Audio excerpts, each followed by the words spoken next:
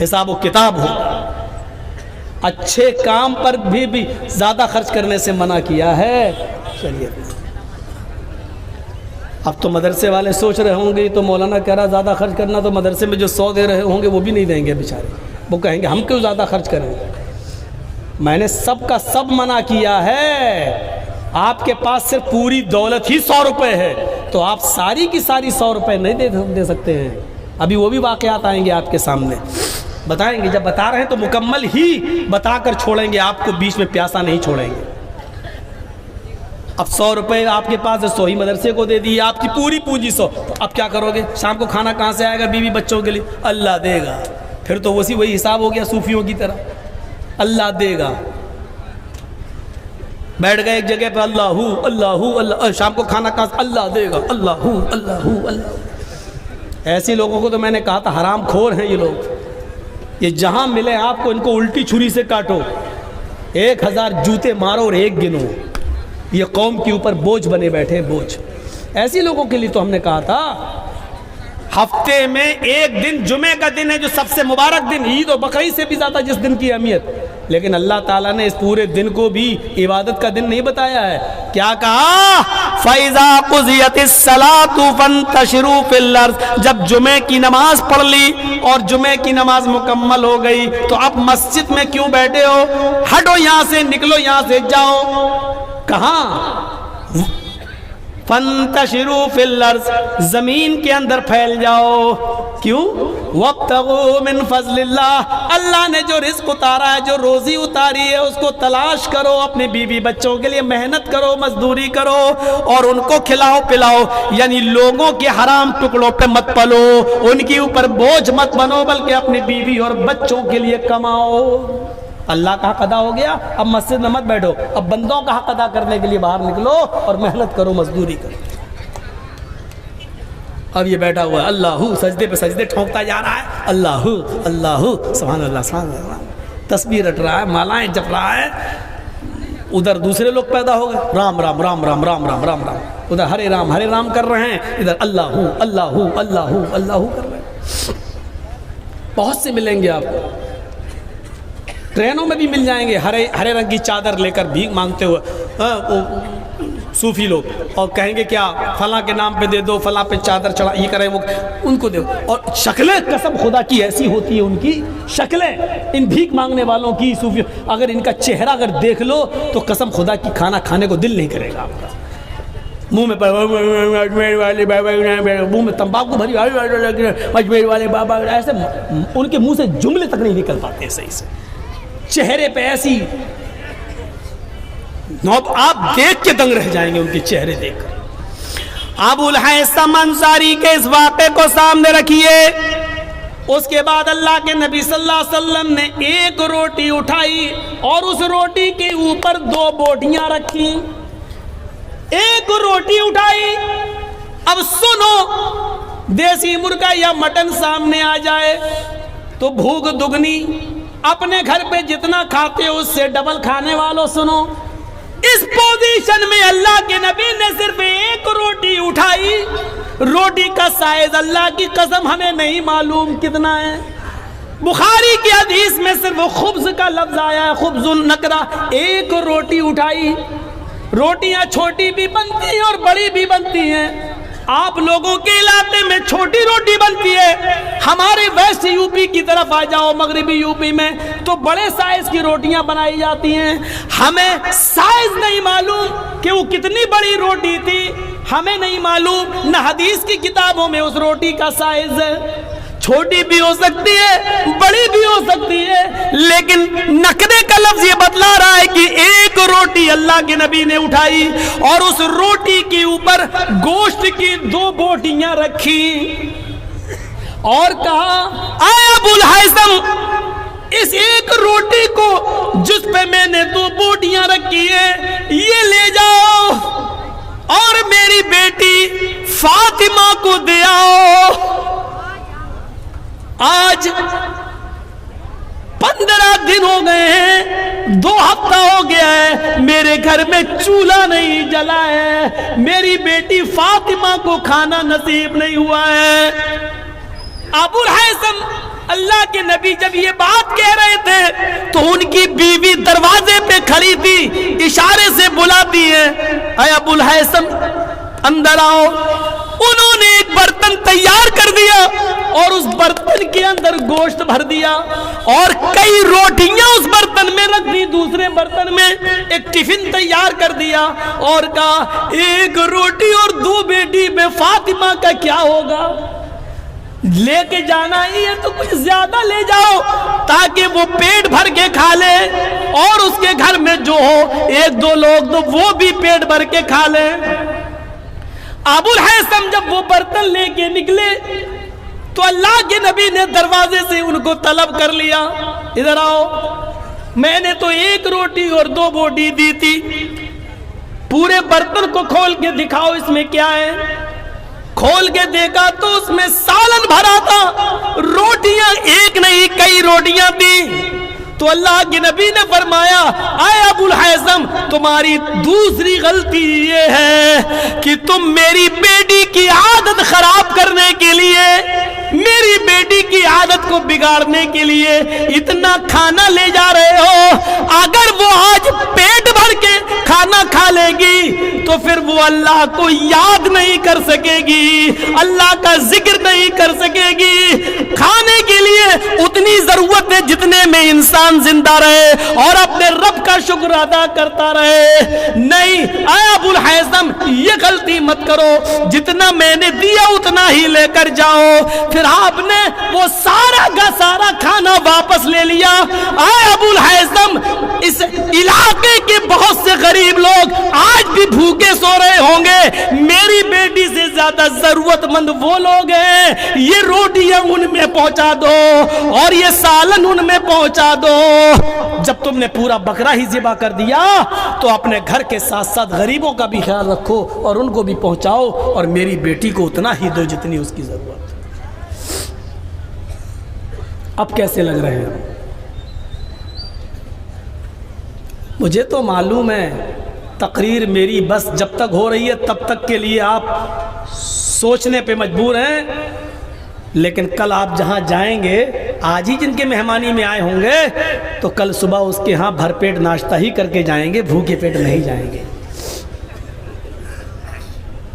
معلوم ہے۔ وہ بھی بھوکا پیٹ نہیں جانے دے گا بیچارہ، کیونکہ کل اس کے علاقے میں بھی جلسہ ہونا ہے، ادھر آپ بھی تو جاؤ گے، ادھر وہ بھی تو، پھر ادھر آپ بھی جاؤ گے۔ ہوتا ہے، کھانے پینے سے میں منع نہیں کر رہا ہوں، کھلانے اور پلانے سے بھی منع نہیں کر رہا ہوں۔ مہمان نوازی تو بڑی اچھی چیز ہے، خوش نصیب ہے وہ انسان جس کے گھر میں مہمان آتے ہیں، اس کے گھر میں برکتوں کے دروازے کھل جاتے ہیں، کوئی شک نہیں ہے، لیکن ہر چیز پہ فضول خرچی یہ غلط چیز ہے، چاہے وہ جائز کام ہو یا ناجائز کام۔ آئیے ایک اور واقعے کی طرف چلتے ہیں۔ حضرت کعب ابن مالک یہ ان صحابیوں میں سے تھے جو غزوہ تبوک میں شرکت نہیں کر سکے تھے، اور جنہوں نے اللہ کے نبی کو صحیح بات بتا دی تھی کہ ہم سستی کر گئے اور اپنی غلطی کی وجہ سے جنگ میں شرکت نہیں کر سکے، جس کے بعد اللہ کے نبی نے ان کا بائیکاٹ کر دیا تھا، لوگوں کو منع کر دیا تھا۔ سنیے جو بات ہم بتانے جا رہے ہیں وہ اب سنیے۔ اللہ کے نبی نے لوگوں کو کہہ دیا تھا کہ کوئی بھی آدمی کعب ابن مالک سے سلام نہ کرے۔ کعب ابن مالک کا فیصلہ اللہ رب العالمین کرے گا، اللہ کی طرف سے جب ان کی توبہ قبول ہو جائے گی اور اللہ تعالیٰ جب بتا دے گا کہ ان کی توبہ قبول کر لی گئی ہے تب ان سے کے لیے راستہ کھولا جائے گا، ابھی کوئی ان سے سلام کلام نہیں کرے گا۔ اب لوگ ان سے سلام نہیں کرتے تھے، یہی جب مسجد میں نماز پڑھنے آتے تو سلام کرتے۔ صحابہ کرام نے اللہ کے نبی سے پوچھا اے اللہ کے نبی ہم تو سلام نہیں کرتے کعب ابن مالک سے، لیکن کعب ابن مالک جب ہمیں ملتے تو وہ سلام کر لیتے۔ تو کیا میں ان کے سلام کا جواب بھی نہ دوں؟ تو اللہ کے نبی نے فرمایا تم ان سے سلام نہ کرو، لیکن اگر وہ سلام کر لیں تو اس کا جواب دے دو۔ 8-10 دن گزر گئے، کچھ دنوں کے بعد اللہ کے نبی نے ایک اور حکم عائد کر دیا، اے کعب ابن مالک، تمہارے لیے دوسرا حکم نافذ کیا جا رہا ہے، آج کے بعد تم مسجد میں نماز نہیں پڑھ سکتے ہو۔ مصیبتیں دیکھیے، مصیبت صرف ایک نافرمانی، ایک جنگ میں جانا تھا، سارے صحابہ چلے گئی، یہ سوچنے لگے میرا گھوڑا تو بہت اچھا ہے، تندرست ہے، ارے ہم تو صبح پہنچ جائیں گے، یہ لوگ جا رہے جانے دو، ہم تو دیر میں نکلیں گے، صبح پہنچ جائیں گے، ان کے ساتھ پہنچ جائیں گے۔ لیکن پھر رات میں لیٹ گئے تو نیند آ گئی، غلبہ آ گیا آنکھوں میں، نیند چڑھ گئی، صبح کے ٹائم پہ آنکھ کھلی، جب آنکھ کھلی تو پھر اور چلیے ابھی تو اور ہے، 1-2 دن لگیں گے جنگ شروع ہونے میں، ابھی ہم یہ کام نپٹا لیں، ابھی ہم وہ کام نپٹا لیں، سستی اور چڑھی، کام کرنے میں لگ گئے، یہاں تک کہ وہ جنگ شروع ہو گئی۔ جنگ شروع ہو گئی تو یہ جا نہیں سکے، اور جب جا نہیں سکے تو جنگ ختم ہو گئی اور سارے صحابہ لوٹ کے آ گئے۔ تو اللہ کے نبی نے کلاس لی، تم کیوں نہیں گئے؟ تو انہوں نے پوری صحیح بات بتا دی، تو اللہ کے رسول نے ان کا بائیکاٹ کر دیا، اب نماز میں بھی نہیں آ سکتے ہو مسجد کے اندر۔ کہا اللہ کے نبی پھر میں کیا کروں؟ کہا اپنے گھر میں تم نماز پڑھو گے، مسجد میں نماز پڑھنے کے لیے تمہارے دروازے بند، اللہ رب العالمین نے تمہارے لیے یہی حکم نافذ کیا ہے۔ کعب ابن مالک کہتے ہیں کہ جب میں بازار کی طرف جایا کرتا تھا، لوگ مجھے سلام نہیں کرتے تھے، میں ہی سلام کرتا تھا، میں ان سے پوچھتا تھا کیا اللہ کے رسول صلی اللہ علیہ وسلم نے میرے بارے میں اور کوئی حکم دیا؟ تو لوگ ہمیں اس کا جواب نہیں دیتے تھے اور مجھے سلام کا جواب دے کر نکل جایا کرتے تھے، کوئی بھی آدمی مجھ سے بات نہیں کرتا تھا۔ اس حال میں کئی دن گزر گئے، کعب ابن مالک کہتے ہیں میں کافی بزرگ ہو چکا تھا، یہاں پر ایک حکم اور نافذ ہوتا ہے، اے کعب ابن مالک، 1 مہینہ جب گزر گیا تو حکم نافذ ہوتا ہے، اے کعب ابن مالک آپ اپنی بیوی سے دور ہو جائیں، یہ حکم نافذ ہو رہا، آپ کو ایک اور سزا دی جا رہی ہے، آپ کو آج کے بعد آپ اپنی بیوی سے مل نہیں سکتے۔ کعب ابن مالک نے کہا اے اللہ کے نبی بیوی سے مل نہیں سکتے، اس کا مطلب کیا ہے؟ کیا میں اس کو طلاق دے دوں؟ اللہ کے نبی نے کہا نہیں، طلاق نہیں، طلاق دینے کے لیے حکم نہیں دیا جا رہا ہے، آپ ان سے دور رہیں گے، ان سے بیوی والی خدمت نہیں لے سکتے، یعنی اپنی بیوی سے مجامعت صحبت نہیں کر سکتے، اس کے ساتھ ہم بستری کرنے سے روکا جا رہا ہے۔ کعب ابن مالک کہتے ہیں میری بیوی ایک جگہ تو جنگ میں جا نہیں سکا، یہاں ہم بستری سے بھی روک دیا گیا، کہیں میرے اوپر شہوت کا غلبہ ہو گیا اور مجھے تمہاری ضرورت پڑ گئی تو نبی اکرم کی یہ بھی نافرمانی میں نہ کر بیٹھوں اور تم سے ہم بستری نہ کر لوں، اس لیے بہتر ہے کہ تم اپنے مائکے چلی جاؤ، نہ تم یہاں رہو گی نہ میرا دل تمہاری طرف مائل ہوگا۔ اپنی بیوی کو وہ اپنے سسرال اس کے مائکے بھیج دیتے ہیں۔ اس حال میں 50 دن گزر جاتے ہیں، کعب ابن مالک اسی جگہ بیٹھے رہتے ہیں اور نماز پڑھتے ہیں، بازار جا نہیں رہے ہیں، اس لیے کہ لوگ ان سے بات ہی نہیں کرتے، ہر دن انتظار کر رہے ہیں شاید میرے لیے اللہ کی طرف سے کوئی حکم نافذ ہو جائے، کبھی سوچتے کہ میں خودکشی کر لوں، مجھے اس دنیا میں جینے کا حق نہیں ہے، یا اللہ میں نے کتنا غلط کام کر دیا، ایک جنگ میں ہم نہیں جا سکے اور مجھے اتنی مصیبتوں سے گزرنا پڑا، ساری مصیبتیں برداشت کرتے گئے، سب کچھ گوارا کرتے گئے، جب 50 دن مکمل گزر گئے، فجر کی نماز مسجد میں ہو رہی تھی اور کعب ابن مالک اپنے گھر پہ نماز پڑھ رہے تھے، نماز پڑھنے کے بعد اپنے گھر کی چھت پہ چلے گئے کعب ابن مالک اور صبح کی ٹھنڈی ٹھنڈی ہوا میں بیٹھ جاتے ہیں اور فضا کا معائنہ کرنے لگتے ہیں، ہوا چل رہی ہے ٹھنڈی ٹھنڈی اور فضا کا معائنہ کر رہے ہیں، کیا دیکھتے ہیں سورج نکلنے کے قریب ہے اور کوئی آدمی، کوئی صحابی رسول نبی کی مسجد نبی سے نکل کر میرے گھر کی طرف آ رہا ہے، تھوڑی دیر کے بعد وہ میرے گھر کے دروازے کے نیچے کھڑا ہوتا ہے, کہتا ہے کعب ابن مالک کہاں ہے, کعب کہاں ہے, کعب کہاں ہے. میرے اوپر سے آواز دی, کیا ہوا, میں یہاں ہوں. آئے کعب ابن مالک, اللہ تعالیٰ نے تمہاری توبہ کو قبول کر لیا ہے, تمہاری توبہ قبول کر لی ہے. جناب محمد رسول اللہ صلی اللہ علیہ وسلم نے فرمایا ہے کعب سے کہہ دو کہ وہ اپنی بیوی کو بلا سکتے ہیں, مسجد میں آ سکتے ہیں اور لوگوں سے دعا سلام کر سکتے ہیں. اللہ تعالیٰ نے ان کی توبہ کو قبول کر لیا. کعب ابن مالک آتے, جو چیز میں بتانا چاہتا ہوں اس کو غور سے سننا. کعب ابن مالک آتے, اوپر کی چھت سے نکلتے ہیں, نیچے زمین پر اترتے ہیں, کہتے میں تیزی سے مسجد نبوی کی طرف بھاگا. یہ خوشخبری میں جناب محمد رسول اللہ سے سنوں. جیسے ہی میں مسجد نبوی میں جاتا ہوں, صحابہ کرام میرا سواگت کر رہے ہیں, انہوں نے مجھے راستہ دے دیا, سب میری طرف دوڑ پڑے. اے کعب ابن مالک مبارک ہو, اللہ نے تمہاری توبہ قبول کر لی. اور میں ایک ہی بات کہتا جا رہا ہوں, مجھے یہ بات اللہ کے رسول سے سننی ہے. جیسے ہی ان کی نظر نبی اکرم کے چہرے پر پڑتی ہے, اللہ کے نبی کہتے ہیں آئے کعب, یہ لوگ ٹھیک کہہ رہے ہیں, ابھی ابھی جبریل نے مجھے آ کر بتا دیا ہے کہ اللہ تعالیٰ نے کعب ابن مالک کی توبہ کو قبول کر لیا ہے.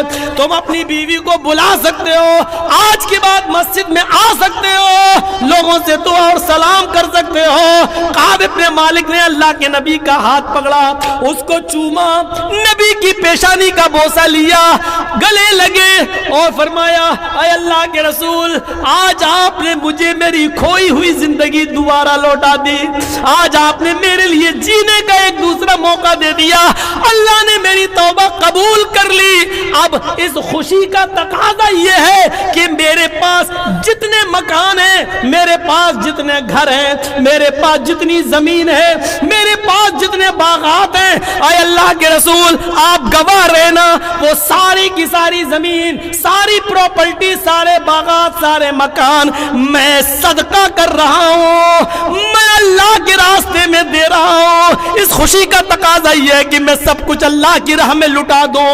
آپ نے کعب ابن مالک کا ہاتھ پکڑا, آئے کعب تم ایسا نہیں کر سکتے ہو, تم اپنی پوری کی پوری پراپرٹی اللہ کی راہ میں نہیں دے سکتے ہو, اپنے سارے باغات تم اللہ کی راہ میں نہیں لٹا سکتے ہو, اپنا سارا مال, ساری دولت تم اللہ کی راہ میں نہیں دے سکتے ہو, تمہارے لیے جائز نہیں ہے. نہیں, جتنا دینا چاہو اتنا دے دو, ایک حصہ دے دو, دو حصہ دے دو, ہیں, لیکن تم سارا کا سارا دے رہے ہو, خود سڑک پہ آنا چاہ رہے ہو, یہ تمہارے لیے صحیح نہیں ہے. آپ نے کعب ابن مالک کو سارا کا سارا مال خرچ کرنے سے روک دیا اور کیا کہا کہ تم اللہ کی راہ میں بھی نہیں دے سکتے ہو. فضول خرچی اللہ کی راہ میں بھی جائز نہیں ہے. آئے اپنی بیٹیوں کی شادی میں اور بیٹوں کی شادی میں بے تحاشا مال و دولت کو لٹانے والوں,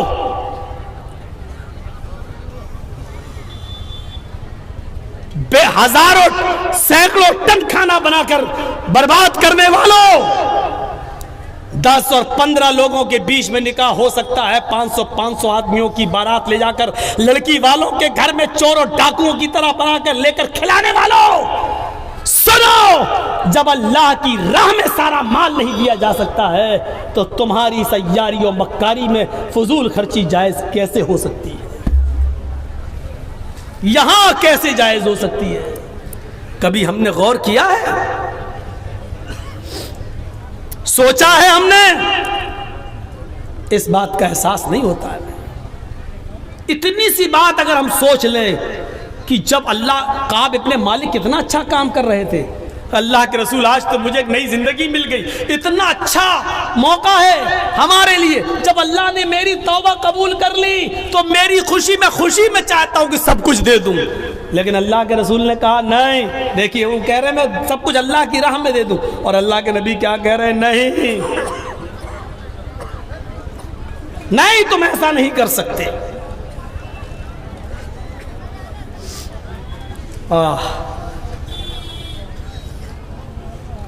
ایک عورت ہے جس کے پیٹ میں بچہ ہے, اور آپ نے اس کو طلاق دے رکھی ہے، یا بچہ پیدا ہو چکا ہے اور وہ اپنی ماں کا دودھ پی رہا ہے اور آپ نے ایسی حالت میں اس کو طلاق دے دی ہے، تو ادھر بھی قرآن ایک حکم نافذ کر رہا ہے، وَعَلَى الْمَوْلُودِ لَهُ رِزْقُهُنَّ وَكِسْوَتُهُنَّ، اور لڑکے کے باپ کے اوپر یہ ضروری ہے، کیا ضروری ہے؟ جس کا لڑکا ہے یعنی باپ کے لیے جس نے طلاق دے دی ہے، کہ جب تک وہ بچہ اپنی ماں کا دودھ پیے رہا ہے،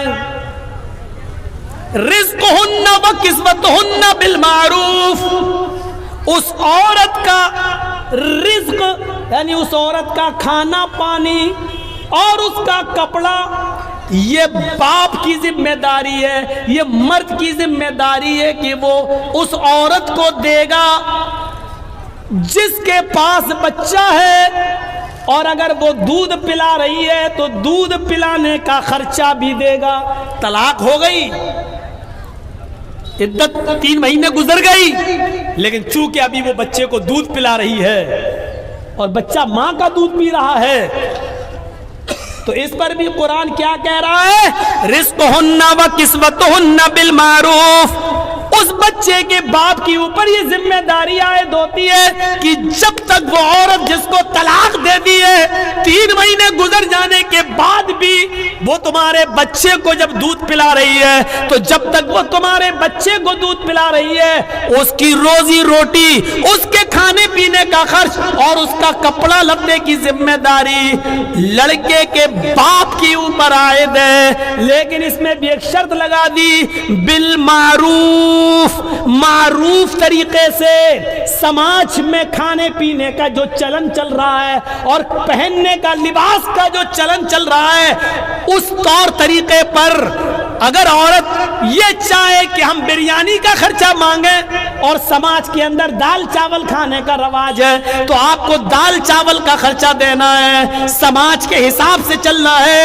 اس عورت کے لیے آپ بریانی کا انتظام نہیں کریں گے، اس کو چکن اور مٹن نہیں، بالمعروف کہہ کر یہ بتا دیا کہ اس اچھے کام کے اندر بھی تمہیں فضول خرچی نہیں کرنا ہے۔ تمہارے سماج میں اگر 150 اور 200 روپے کی ساڑی عام طور پہ عورتیں پہنتی ہے تو تم 1000 کا سوٹ نہیں دو گے، وہی 150 اور 200 کی ساڑی اس عورت کو پہنا ہوگے، اس میں فضول خرچی نہیں کر سکتے ہو۔ او لوگوں، لڑکا میرا ہے، وہ میرے بچے کی ماں ہے، آج ہم نے طلاق دے دی ہے، وہ بچہ میرے پاس آنا ہے، اس کی ماں الگ ہوگی، وہ بچہ تو میرا مانا جائے گا، لیکن ہم چاہیں کہ اس بچے کی پرورش میں زیادہ سے زیادہ خرچ کر دیں اور اس کی ماں کو بجائے دال چاول کے بریانی کھلائیں، مرغ مسلم کھلائیں۔ قرآن کہتا ہے یہ فضول خرچی ہے، تمہیں اپنے سماج کے طور طریقے پر چلنا ہوگا، تمہیں اپنے معاشرے کے اور سماج کے راستے پہ چلنا ہوگا، دستور کے مطابق وہاں جو کھانے پینے کا چلن ہے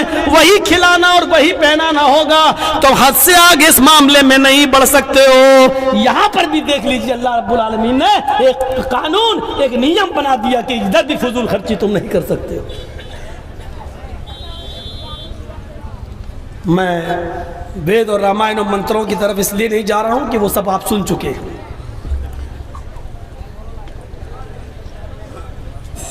تاریخی تقریر، اتہاسک تقریریں ہو چکی ہیں، میں سمجھتا ہوں کہ اس کی ضرورت نہیں ہے۔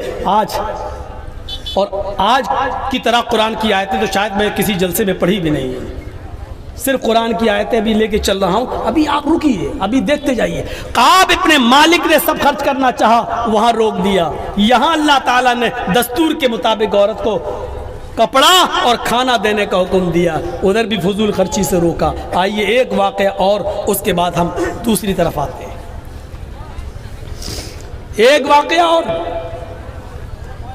حضرت سعد ابن ابی وقاص بیمار ہو گئے۔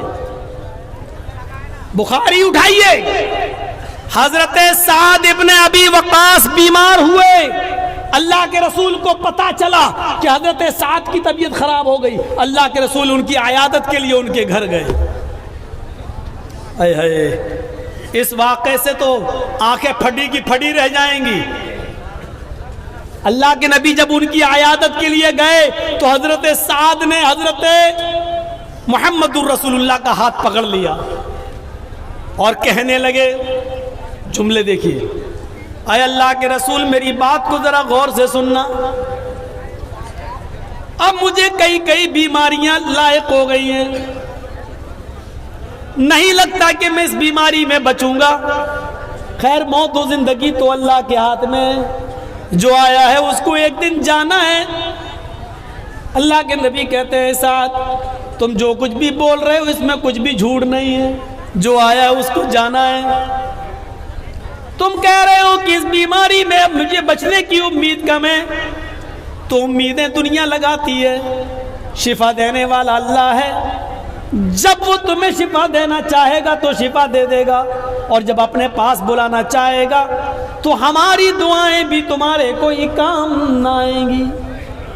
اے سعد تم کچھ اور بات کرنا چاہتے ہو تو بتاؤ۔ ہاں اے اللہ کے نبی موت و زندگی کا تو کوئی بھروسہ نہیں، لیکن آج مجھے ایک بات کہنی ہے۔ اے اللہ کے نبی میری ایک بیٹی ہے، بس صرف میری ایک بیٹی ہے، میں اس کی شادی سے فارغ ہو چکا ہوں، وہ بھی پرائے گھر کی ہو چکی ہے، وہ بھی شوہر والی ہے، اس کے بھی بچے ہیں، وہ اپنے سسرال جا چکی ہے، وہ اپنے شوہر کے پاس خوش ہے۔ اے اللہ کے رسول میرے پاس میرا ایک یہ مکان ہے، ایک اور مکان ہے، میرے پاس 2-3 باغات بھی ہیں، میرے پاس اس کے علاوہ بھی کوئی ملکیت ہے۔ میں چاہتا ہوں کہ میری بیٹی کا تو نکاح ہو گیا ہے، اب تو کوئی ہے نہیں، اس لیے میں چاہتا ہوں کہ انتقال سے پہلے میں سارا کا سارا اپنے گھر اور اپنے مکان اور اپنی ملکیت اور اپنی پراپرٹی زمین و جائیداد اللہ کے نام پہ خرچ کر دوں، فی سبیل اللہ لٹا دوں، سب صدقہ کر دوں۔ اے اللہ کے نبی کیسا رہے گا؟ اگر یہ صحیح ہے تو میں آپ کو دے دیتا ہوں، آپ اس کو دینی کام میں جہاں لگانا چاہیں لگا دیں۔ اللہ کے نبی فرماتے ہیں ایسا تم ایسا ہرگز نہیں کر سکتے۔ بخاری کے الفاظ پر غور کرنا، ایسا تم ایسا ہرگز نہیں کر سکتے۔ کہا اللہ کے نبی میں چاہتا ہوں کہ اپنی زندگی میں کچھ نہ کچھ صدقہ کر لوں، کیا میں سارا کا سارا نہیں دے سکتا؟ اللہ کے نبی فرماتے ہیں نہیں، ایسا تم سارا کا سارا نہیں دے سکتے۔ تو کہا ٹھیک ہے اے اللہ کے نبی تو میں اپنے گھر مکان ملکیت زمین و جائیداد کے 3 حصے کر لیتا ہوں۔ ادھر دیکھو یہ بات غور سے سنو، میں اپنی زمین و جائیداد ملکیت کے 3 حصے کر لیتا ہوں، 3 حصے، 2 حصے میں خرچ کر دیتا ہوں، 2 حصے کا میں صدقہ اور خیرات کر دیتا ہوں، اور ایک حصہ اپنے پاس رکھ لیتا ہوں جو میرے مرنے کے بعد ترکہ ہو جائے گا، میری بیٹی میں اور میرے رشتہ داروں میں بٹ جائے گا۔ اللہ کے نبی کہتے ہیں اے سعد تم ایسا بھی نہیں کر سکتے ہو، اپنی ملکیت اپنی پراپرٹی اپنی زمین و جائیداد کا 2/3 یعنی 3 حصوں میں سے 2 حصے بھی خرچ نہیں کر سکتے ہو۔ کہا اللہ کے رسول ٹھیک ہے، اگر 2/3 2/3 بھی خرچ نہیں کر سکتا ہوں تو ایسا کرتا ہوں کہ میں اپنی ملکیت کو آدھا کر دیتا ہوں، آدھی ملکیت اللہ کی راہ میں خرچ کر دیتا ہوں اور آدھی ملکیت اپنے پاس رکھ لیتا ہوں، وہ میرے مرنے کے بعد میری بیٹی اور میرے رشتہ داروں میں ترکے کے طور پہ کام آ جائے گی۔ آپ نے فرمایا اے سعد تم اپنی زندگی میں اپنی پراپرٹی زمین و جائیداد کا آدھا حصہ کر کے آدھا مال بھی صدقہ اور خیرات نہیں کر سکتے ہو، آدھا بھی نہیں دے سکتے ہو۔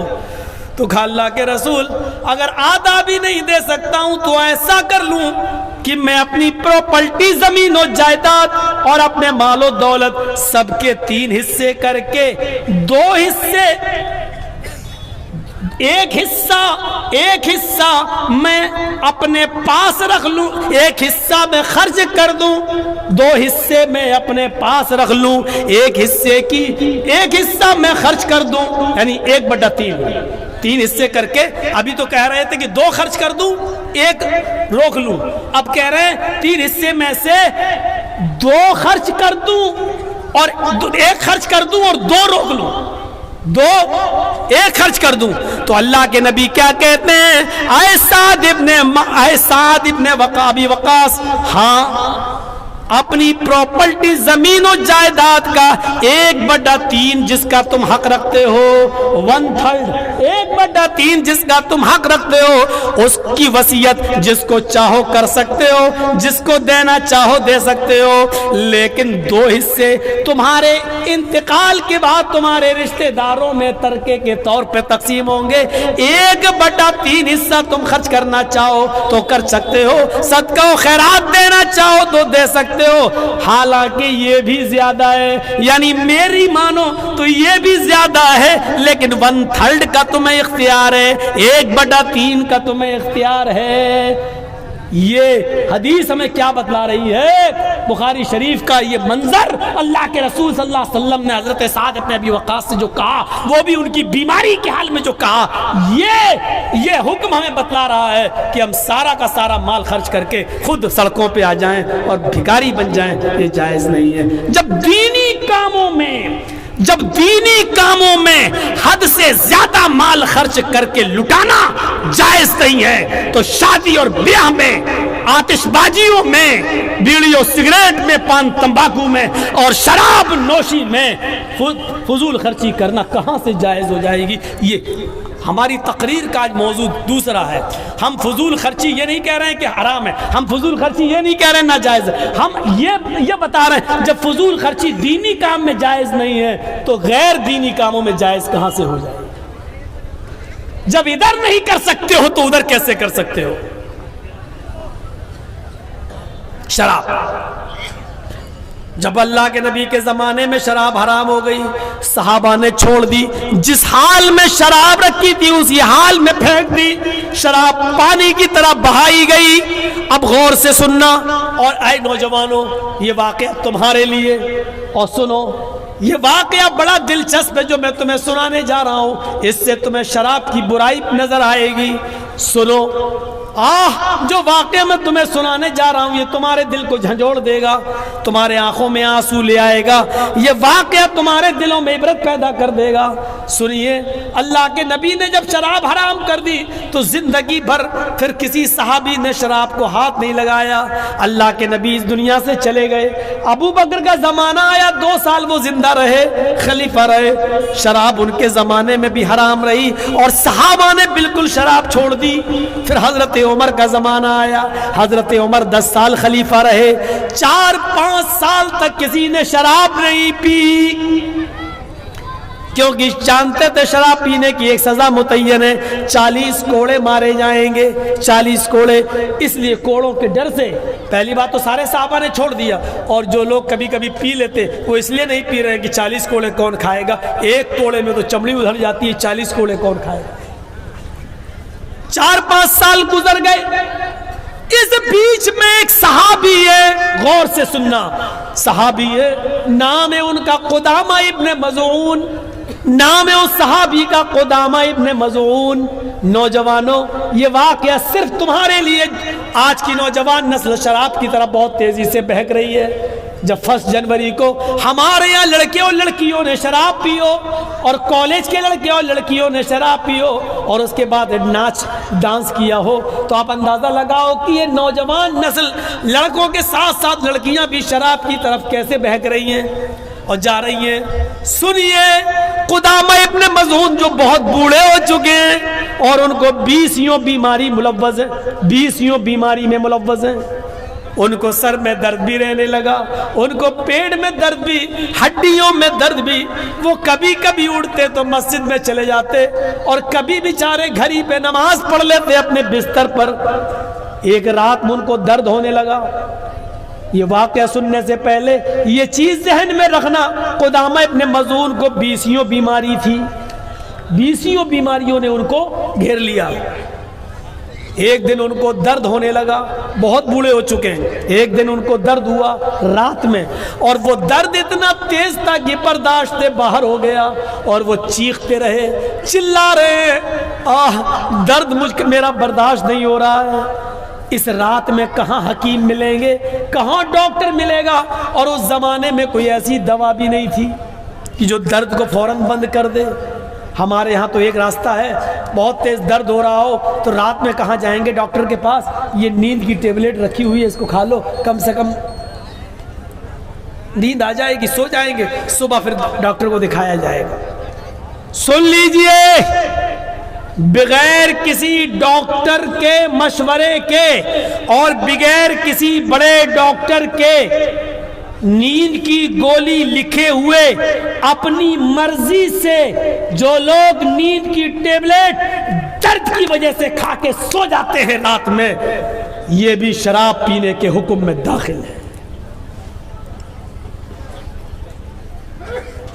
نوٹ کریے گا میری بات کو، اگر آپ کو کسی ڈاکٹر نے نہیں بتایا اور آپ نے اپنی مرضی سے ٹیبلٹ کھا لی تو آپ نے ٹیبلٹ نہیں کھائی ہے، آپ نے شراب پی ہے۔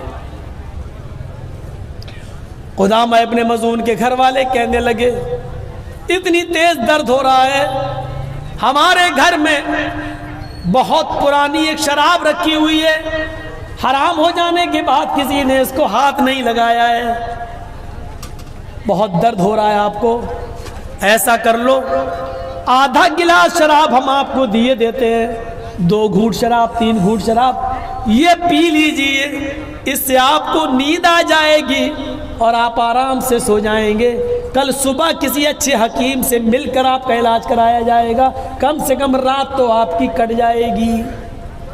قدامہ ابن مظعون نے سوچا کہ مجھے 20 بیماری ہے اور درد بہت زیادہ ہے، اس لیے مجبوری میں شامل ہے، لہذا ایسی مجبوری میں شراب پینا کوئی بری بات نہیں ہے۔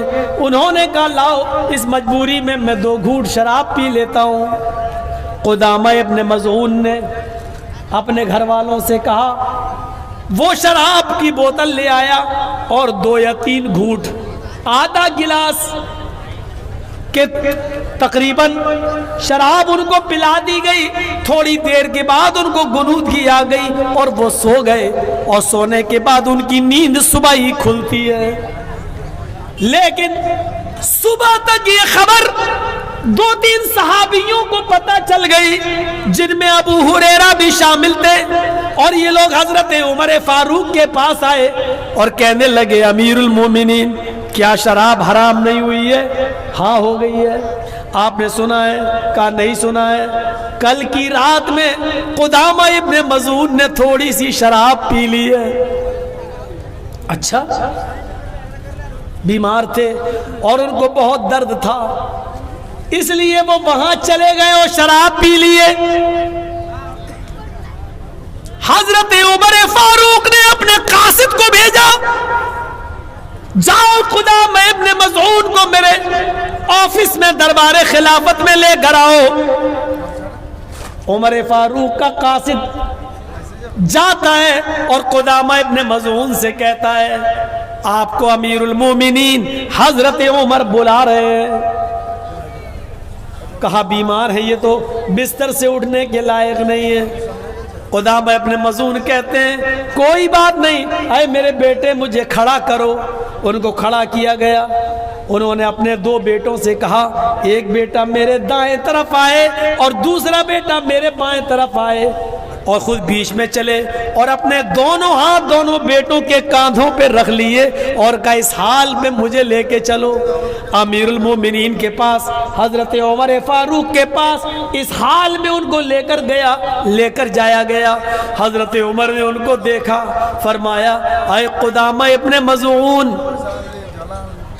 میں نے ایسا سنا ہے کہ کل کی رات تم نے شراب پی لی، کیا یہ صحیح ہے؟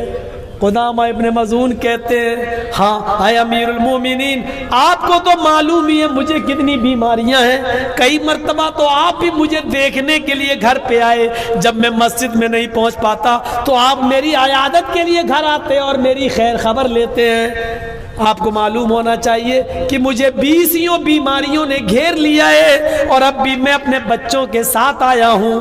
کل رات مجھے بہت درد ہوا, میں بے چین ہو گیا اور بہت زیادہ مجبوری میں نے تھوڑی سی کل شراب پی لی. حضرت عمر نے یہ دائنا ہاتھ اٹھا کر اپنے سر پہ مار لیا. آئے قدامہ یہ تم نے کیا کیا؟ آئے قدامہ شراب پینے والے کی حد جانتے ہو کیا ہے؟ کہا ہاں معلوم ہے. اے قدامہ معلوم تھا پھر بھی تم نے شراب پی لی. شراب پینے والے کے لیے تمہارے نبی نے, اللہ کے نبی نے 40 کوڑوں کی سزا متعین کی ہے. حضرت قدامہ کہتے ہاں معلوم ہے اے امیر المومنین, لیکن آپ کو معلوم ہونا چاہیے کہ مجھے 20 بیماری ہیں اور رات میں اتنا تیز درد تھا کہ برداشت سے باہر تھا, اس لیے میں نے مجبوری میں شراب پی ہے. اس لیے میرے لیے مجبوری میں شراب کی رخصت شریعت دیتی ہے. حضرت عمر نے کہا اے قدامہ شریعت تمہیں کہاں رخصت دیتی ہے؟ اللہ کے رسول کے زمانے میں شراب حرام ہو گئی تھی. اس کے بعد جو لوگ شراب پیتے پکڑے گئے ان کو 40 کوڑے مارے گئے. کسی نے کہا مجھے بخار تھا, پھر بھی نبی نے ان کو 40 کوڑے لگائے. کسی نے کہا مجھے یہ بیماری تھی, نبی نے پھر بھی 40 کوڑے لگائے. اے قدامہ اللہ کے رسول نے کبھی کسی بیمار آدمی کو بھی شراب پینے کے بعد یہ سوچ کر نہیں چھوڑا کہ اس نے تو اس بیماری میں شراب پی لی اس لیے چھوڑ دیا جائے. تمہیں رخصت کہاں سے مل گئی؟ حضرت ابو ہریرہ کہتے ہیں اور دوسرے صحابہ اے امیر المومنین یہ بوڑھے ہو چکے ہیں اور بہت زیادہ کمزوری بھی ہے اور شراب انہوں نے بہت زیادہ مجبوری میں پی ہے, لہذا ان کو کوڑے تو نہیں مارے جانے چاہیے. حضرت عمر نے کہا بڑے بڑے جید صحابہ کو بلاؤ اور میٹنگ کرو. اسی وقت میٹنگ ہوتی ہے. حضرت عمر نے کہا اللہ کے رسول صلی اللہ علیہ وسلم کے زمانے کے بہت سے صحابہ آج بھی موجود ہیں, مجھے صرف ایک دلیل دے دو, مجھے ایک واقعہ بتا دو کہ اللہ کے رسول نے کبھی کسی مجبوری میں شراب پینے کی وجہ سے کسی کو چھوڑ دیا ہو. ہم ابھی چھوڑ دیں گے, لیکن کوئی بھی صحابی پیش نہیں کر سکا کہ اللہ کے نبی نے کسی مجبور کو مجبوری میں شراب پینے کی وجہ سے چھوڑا ہو. حضرت عمر نے کہا جب تم لوگ دلیل نہیں دے پائے تو مجھے حضرت قدامہ ابن مظعون کو کوڑے مارنا پڑیں گے. پھر میٹنگ ہوتی ہے اور میٹنگ میں طے ہوتا ہے امیر المومنین آپ کو اختیار ہے, آپ اس بوڑھے آدمی کو کوڑے ماریے, مجھے کوئی اعتراض نہیں ہے, انہوں نے شراب پی ہے, کوڑے لگنا چاہیے 40 کوڑے, لیکن ہماری گزارش اپیل درخواست یہ ہے, ہماری ریکویسٹ یہ ہے ابھی یہ بہت بیمار ہیں, 20 بیماری ہے اور اپنے بیٹوں کے ساتھ کھڑے ہو کر آئے ہیں اور ان کے بیٹوں نے یہاں کھڑا کر دیا ہے, یہ ابھی اپنے گھر پہ جائیں گے تو اکیلے چل نہیں پائیں گے, ان کو بیٹے سہارا دے کر جائیں گے, ابھی یہ نماز بھی گھر پہ پڑھ رہے ہیں مسجد میں نہیں, تھوڑی طاقت آ جانے دیجئے, کمزوری دور ہو جانے دیجئے, یہ 20 بیماری میں تھوڑی سی طبیعت صحیح ہو جائے, یہ اپنے آپ چلنے پھرنے لگے اور مسجد میں آنے جانے لگے, تب آپ ان کو 40 کوڑے مار لینا. حضرت عمر فاروق نے کہا افسوس اے ابو ہریرہ میں تمہاری یہ ریکویسٹ نہیں مان سکتا, اس کی وجہ یہ ہے کہ میں ان کو 1 ہفتے کی مہلت دے دوں, میں ان کو 10 دن کی مہلت دے دوں کہ یہ حکیم سے علاج کرائیں اور ان کو طاقت آ جائے, میں ان کی طاقت کے آنے کا 10 دن انتظار کروں اور جب تک ان کو طاقت آئے یہ چلنے پھرنے لگے, پتہ چلا کہ ان 10 دنوں میں میرا ہی انتقال ہو جائے, میں اللہ کو پیارا ہو جاؤں. اے ابو ہریرہ اور اے صحابیو, اگر ان کے صحیح ہونے سے پہلے میں ہی اگر مر گیا اور اللہ کو پیارا ہو گیا تو قیامت کے دن میں اللہ کو کیا جواب دوں گا؟ اللہ پوچھے گا جب شراب پینے کا مجرم تیری عدالت میں آ گیا تو تو نے اس کو اور اس اس نے اپنا جرم بھی قبول کر لیا تو کوڑے کیوں نہیں لگائے؟ اے ابو ہریرہ میں اللہ کو کیا جواب دوں گا؟ افسوس ہے میں تمہاری یہ بات نہیں مان سکتا اور ان کو آج ہی کوڑے لگائے جائیں گے۔ بیسیوں بیماری میں مبتلا ہونے کے باوجود اپنے آپ چلنے پھرنے کے لائق نہیں ہے، اپنے بیٹوں کے سہارے چل کے آئے، اس کے باوجود ان کو کہا گیا کھڑے ہو جاؤ، وہ کھڑے ہو گئے۔ کہا گیا اوپر کی قمیض اتارو، کرتا اوپر کا اتارا گیا، لنگی ان کی ٹائٹ باندھو، ان کی لنگی ٹائٹ باندھ دی گئی، اور کوڑے مارنے والے کو حضرت عمر نے بلایا اور کہا ان کی پیٹھ پر 40 کوڑے مارو۔ اس جلاد نے، اس کوڑے مارنے والے نے حضرت قدامہ ابن مظعون جیسے بوڑھے آدمی کو، جو بیسیوں بیماری میں مبتلا تھے، ان کو، جنہوں نے بہت زیادہ درد ہونے کے بعد تھوڑی سی شراب پی لی تھی مجبوری میں، ان کو آدھا گلاس، صرف 2-3 گھونٹ شراب پی لی تھی بس، وہ بھی مجبوری میں، ان کو اس حال میں کوڑے مارے جا رہے ہیں۔ 40 کوڑے تو وہ کھا گئے، اللہ اللہ کر کے ان کو پیٹھ پہ پڑ گئے، اور پھر ان کے دونوں بیٹے ان کو لے کر گھر آئے۔ جو چیز مجھے بتانا ہے وہ یہ کہ 40 کوڑے کھانے کے بعد پھر قدامہ ابن مظعون 2 سال یا 3 سال تک زندہ رہے۔ پڑھیے الاصابہ فی تمیز الصحابہ حافظ احمد ابن حجر اسقلانی کی۔ میرے بھائیو ذرا غور سے سنیے، 2 یا 3 سال زندہ رہے، لیکن یہ بوڑھے آدمی اور بیسیوں بیماری میں مبتلا تھے۔ 40 کوڑے کھانے کے بعد ان کی صحت اتنی گر گئی کہ 40 کوڑے کھانے کے بعد 2 یا 3 سال پھر بستر ہی پر پڑے رہے، پھر ایک بھی نماز پڑھنے کے لیے وہ مسجد میں نہیں جا سکے، اور ان کی ہڈیوں میں اتنا درد ہو گیا تھا کوڑے کھانے کے بعد کہ پھر وہ پیشاب اور پائخانہ کرنے کے بھی محتاج ہو گئے۔ اسی بستر پہ ان کو کرایا جاتا اور باہر لیٹرین پھینک دی جاتی، اور پھر اس 40 کوڑے کھانے کے بعد 2 یا 3 سال اسی بستر پر رہے، اور اسی بستر پر ان کا انتقال ہو گیا۔ پھر وہ پوری زندگی اپنے پیروں پر کھڑے نہیں ہو سکے۔ اس منظر کو سوچئے اور اپنے دلوں میں جھانکیے۔ اے نوجوانوں، تم تو اتنے بوڑھے بھی نہیں ہو، اتنی مجبوری بھی نہیں ہے، اور اتنی مجبوری ہو بھی تب بھی شراب جائز نہیں ہے، پھر تمہیں حالت تندرستی میں اور ہٹے کھٹے ہونے کے بعد تمہیں شراب پینے کی اجازت کون سا سماج دیتا ہے؟ اور افسوس ہے اس سماج پر، لڑکے لڑکی کی پنچایت بٹھا لی جائے، لیکن جس کی بیماری میں بھی شراب پینے کی اجازت نہ ہو، ایسے آدمی کو معاشرے میں اور سماج میں رہنے کی اور کھل کر شراب پینے کی اجازت ہو، اور اس کے بارے میں کوئی پنچایت بھی نہ بیٹھتی ہو۔ افسوس ہے ایسے سماج پر، افسوس ہے ایسی سوسائٹی پر، اور افسوس ہے ایسے فیصلہ کرنے والوں پر جو اپنے مطلب کے فیصلے تو کرتے ہیں، اور شرابیوں کے لیے اور زناکاروں کے لیے کوئی پنچایت نہیں بیٹھتی۔ شراب میں پیسہ خرچ ہو، یہ بھی فضول خرچی۔ تو جب دینی کاموں میں فضول خرچی جائز نہیں ہے تو ان چیزوں میں فضول خرچی کہاں سے جائز ہو جائے گی؟ 2 گھنٹے ہو گئے ہیں، 2:45 سے 3:45 تک میں نے آپ کے سامنے خطاب کر دیا۔ ایک بات بہت غور سے سن لیں، ہرن پور والے بھی، ہاتھ کاٹھی والے بھی، اور یہاں سے جہاں جہاں میرے پروگرام ہیں جھارکھنڈ میں وہ بھی، یہ طریقہ آپ کا بہت غلط ہے کہ آپ مجھے کہیں کہ آپ کو 12 بجے ٹائم دیا جائے گا اور ٹائم دیں مجھے 1:45 بجے، غلط ہے۔ میں 12 بجے کے بعد اب کہیں ٹائم نہیں لوں گا۔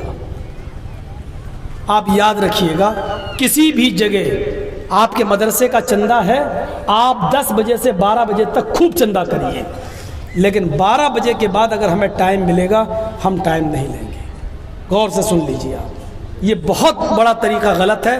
آپ 12 بجے مجھے کہیں اور 12 بجے سے میں کتاب پڑھ رہا ہوں, میں انتظار کر رہا ہوں آپ آئیں اور مجھے ٹائم دیں آپ 1:45 بجے, نہ میں شروع میں سو سکوں نہ آخر, اور میرا کل بھی پروگرام ہے, پھر پرسوں ہمیں ڈیٹ پہ جانا ہے, تاریخ ہے ہماری, پھر کورٹ میں بنارس. تو میرے بھائیوں ہم بھی انسان ہیں, کوئی جنریٹر نہیں. ایک معیار بنائیے 10 سے 12, صرف جھارکھنڈ اور بہار کے لیے. بنگال والے تو بہت اچھا کام کر رہے ہیں, 10 بجے ٹائم دے دیتے ہیں اور 12 بجے جلسہ ختم ہے. جلسے کا اصل ٹائم یہی ہوتا ہے 10 سے 12. لیکن چلیے آپ کے ہاں اگر اور بڑھ سکتا ہے تو 12 بجے بھی بہت ہو گیا بھائی. آپ کتنا چندہ کریں گے؟ اور اتنا چندہ ہوا کہ میری تقریر ہو رہی تھی اور وہاں چندہ گنا جا رہا تھا, لیکن صبح اگر پوچھو کہ کمیٹی والوں سے تو کیا کہیں گے؟ چندہ ہی نہیں ہوا, لوگوں نے دیا ہی نہیں ہے. میری 20 سال کی پوری زندگی گزر گئی جلسوں میں, آج تک مجھے کسی مدرسے میں کوئی ایسا آدمی نہیں ملا جو یہ کہے کہ بہت اچھا چندہ ہوا ہے. ماشاءاللہ 20 سال میں ابھی تک تو مجھے کسی نے نہیں کہا کہ بہت اچھا چندہ ہوا ہے. چاہے کتنا ہو جائے وہ یہی کہیں گے ہوا ہی نہیں, مولانا بہت کم چندہ ہوا ہے, ملا ہی نہیں. تو یہ ناشکری بھی نہیں ہونی چاہیے. جتنا ہوا ہے یہ دعا کرو کہ اللہ تعالیٰ اسی میں آپ کا, کیونکہ آپ کو اپنے پاس تو رکھنا نہیں ہے, مدرسہ اللہ کے لیے آپ نے چلایا ہے, اللہ اس میں برکت دے گا. اللہ تو وہ ہے میرے بھائیوں کہ جو ایک گلاس دودھ کو 116 صحابہ کو پلوا دیا نبی اکرم صلی اللہ علیہ وسلم نے, جو معجزہ تھا. تو آپ مدرسے اللہ کے لیے نیت کریے, خلوص ہو تو انشاءاللہ جتنا کم چندہ ہوگا اسی میں برکت ہوگی اور پورے سال آپ کا خرچہ چلے گا. اللہ تعالیٰ سے دعا کریے بار الہ ہماری خطاؤں کو معاف فرما دے, گناہوں کو بخش دے, فضول خرچی سے ہمیں بچائے, ہمارے معاشرے کی اصلاح فرمائے, ہمیں صحیح سمت میں چلنے کی توفیق عطا فرمائے, جب تک زندہ رکھے اسلام پہ زندہ رکھے, خاتمہ ہو تو ایمان پر خاتمہ فرمائے. وما علینا الا البلاغ المبین وآخر دعوانا ان الحمد للہ رب العالمین. السلام علیکم ورحمۃ اللہ وبرکاتہ.